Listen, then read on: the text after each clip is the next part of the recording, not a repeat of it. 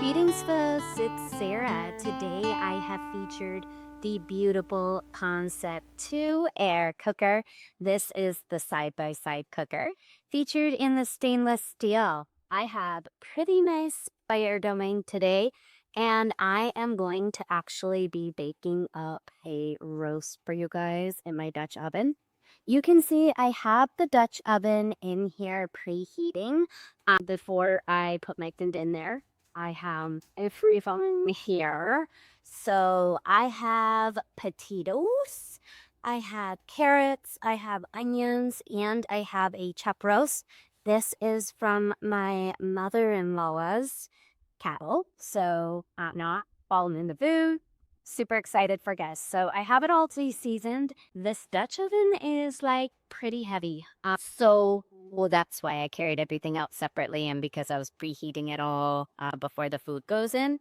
So this is kind of like a newer thing. That the Dutch oven thing is definitely new for me. I've only done it like a couple of times here, and there's like theories on preheating the pots. If you guys have experience with that, please share it in the comments. I'm curious to learn more about this, but on a wood cooker, I guess we've got to have the Dutch oven. The thing is, mine are cast iron and they get heavy. So, yeah, we're going to do it. I'm going to go ahead and pull it out. The stove is hot, so we have our tool. We definitely need to use the tool to open up the oven here. So this is a big pan, like I stated. I had to take the oven rack out because there's one level, but it's not going to be a problem. I've cooked on the bottom of this oven like many times. Okay, hot. So we set my Dutch oven up here. It is really best to use the tool, even if you have hot pads. These doors are pretty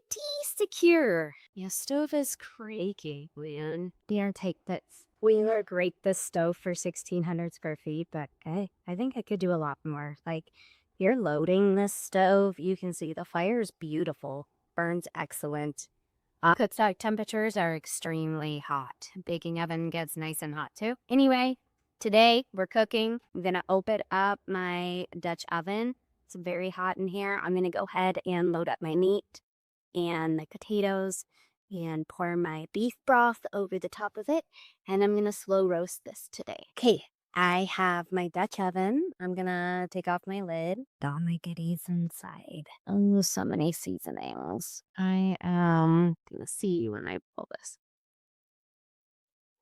Wow, yeah, it's like already sizzling. I'm gonna drop my meat in the sizzling pan. I think heck but for the purpose. Beauty day.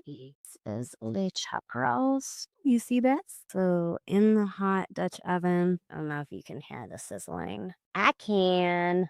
Ooh, it's good.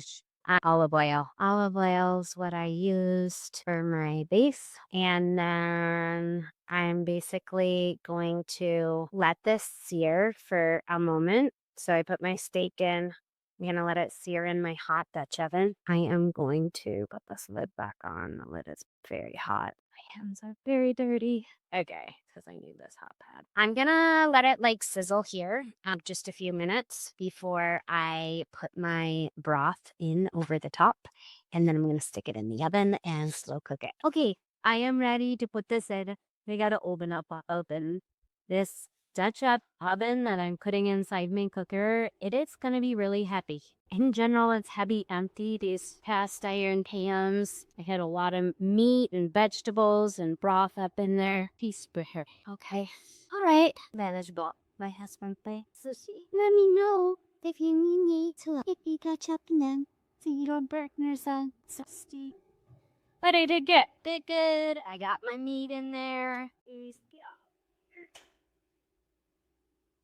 All right, so this is going to be a roast. So I think they say like at least 3 hours that we're going to keep it in here. So I will keep you guys updated through the progress as we cook this beautiful checkers. Yum. Yeah, it's really roasting nice in there. Nice and slow. Wow, it smells so good. On my fire, it's burning nice. Cooking in my Dutch oven. Here's an update of my roast. See that sizzling?